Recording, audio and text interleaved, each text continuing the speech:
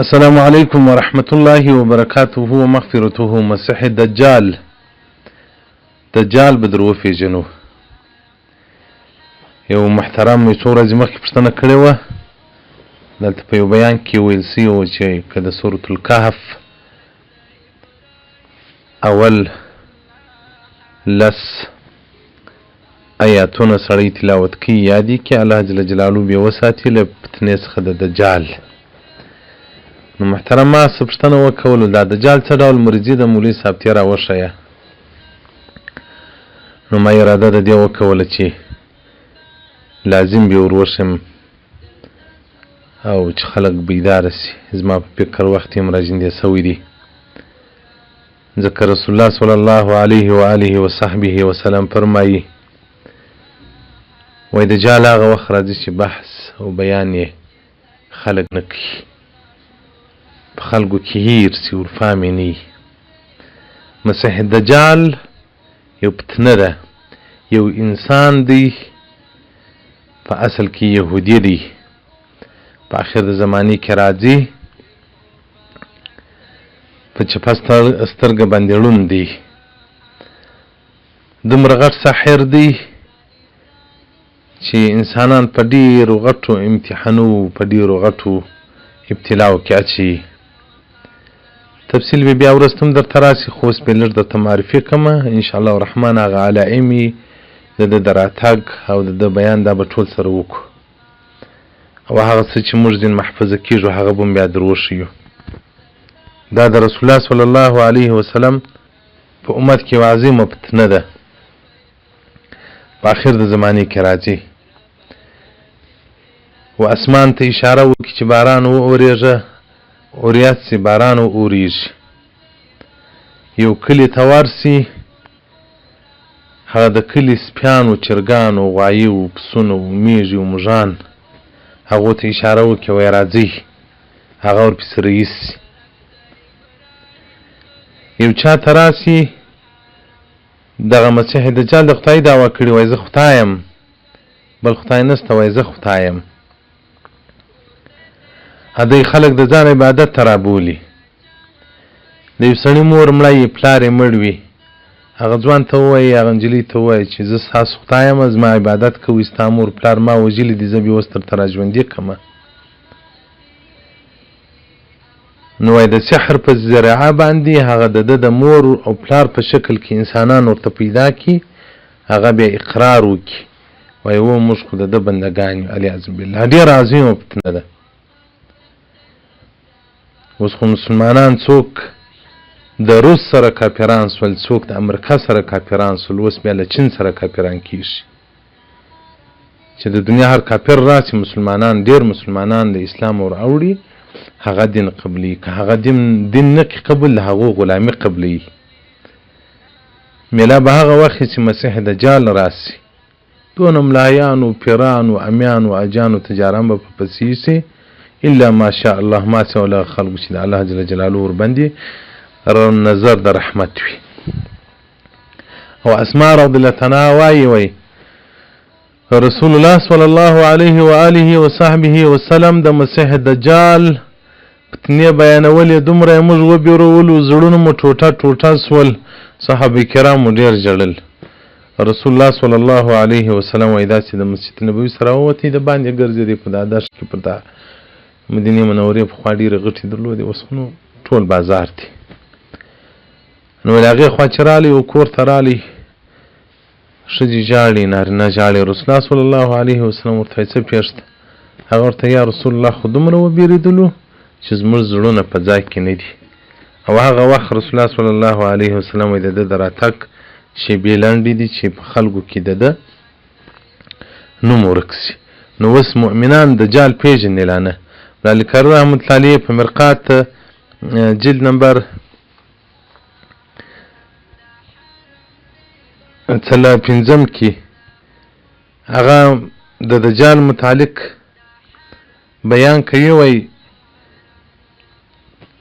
وکانه هو به السلف پخواني خلک ورزده کول به کیسه د دجال و اولادو ته په المکاتب په مدرسو په مکتبو کې په مدرسو کې بیا دغه د دجال بیان ورته وایه او په مکاتبو کې ورته وایه. اوس خو ملایانو پر منابرو باندې پر منبر باندې په مساجدو کې د بحثونه پرېښول.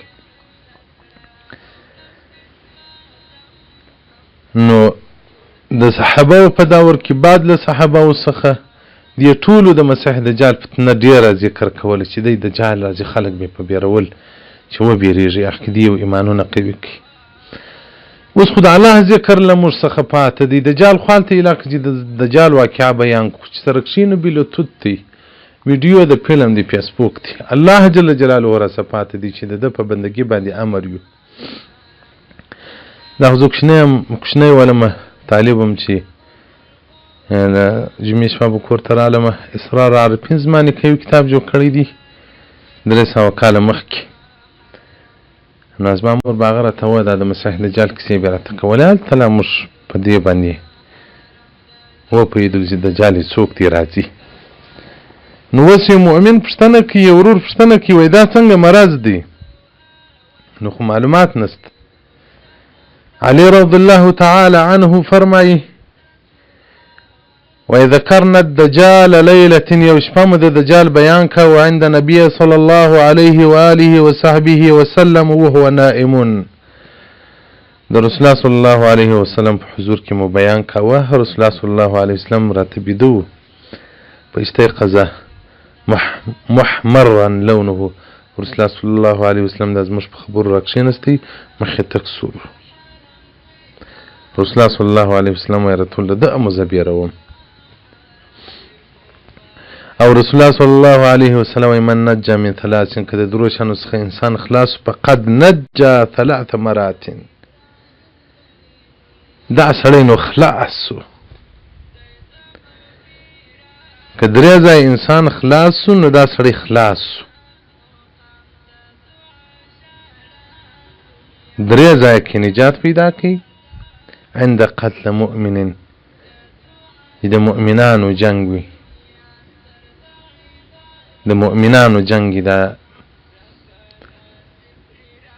په دغه جنگو کې که سړی خلاص سو دا اسلام کشي وي. یو هم مسلمان بل هم مسلمان پله رااړولي. دا مو ولیدل هم په سترګو باندې. رباني صاحب پر ګلبدین ورویشتې ورډزول یې، ګلبدین صاحب پر رباني وروډزول یې، سیاب صاحب پر ابل وډزول یې، ابل پر ابل وډزول یې، حرکات پر ابل وډزول یې. دغه اسلام کشي مو ولیدله په افغانستان کې چې هغه متدین و دینداره خلک و هغه غلي سول چې د روسانو انقلاب ختم سو بس کښېنستلو، نه چوکۍ غواړو نه کابل غواړو. دا د مؤمنانو په جنگ کې که سړی نجات پیدا کړي نو نجات پیدا کړي. او ومن نجا او که یو چا نجات پیدا کړي په جنگ کې د خلیفه، که چا نجات پیدا کړي په جنگ کې د خلیفه باچا مسلمانان سره دغه کې مثلا وای ورسې په پلان کې ځای جنګ وکړي. هغه مو په افغانستان کې ولیدل د اسلام کشي جنګ چې باچا سړی پر ناروا باندې ور امر کړي. ښکاره مثال به نو اوس داسې درکړمه لکه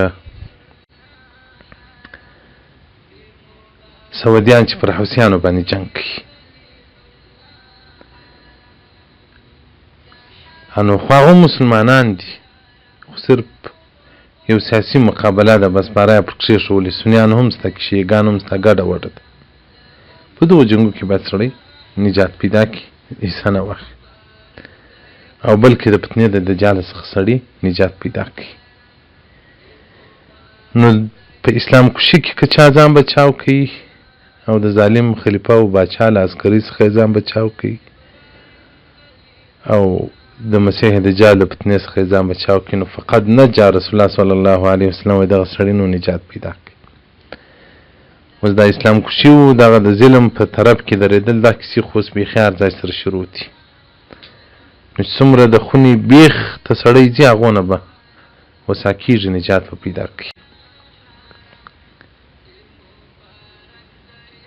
او د مسیح دجال فتنې څخه یو انسان نجات پیدا کړي.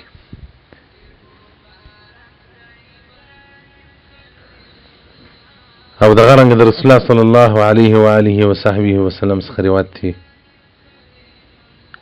لا يخرج الدجال حتى يذهل الناس عن ذكره وحتى تترك الأئمة ذكره على المنابر.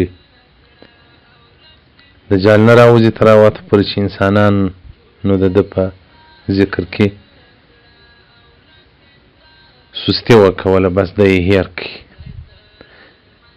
او ائمه د مساجدو پر منابرو د ده ذکر نه کوي. نو انشاءالله الرحمن زموږ منبر خو نو اوس د واټساپ دی، دغه نو هغه عضوي منبر دی چې دنیا ته مو اواز په رسېږي. په دې به انشاءالله د دجال مکمل بیان درته وکړو، چیرې راځي، په کوم ځای کې پیدا کېږي، لښکر به څوک یي. مجموع زواید جلد مجموع زواید صفحه 450 کتاب الفتن، حدیث رقم 12490، باب نمبر 9، جلد نمبر 9. والسلام علیکم ورحمة الله وبرکاته ومغفرته.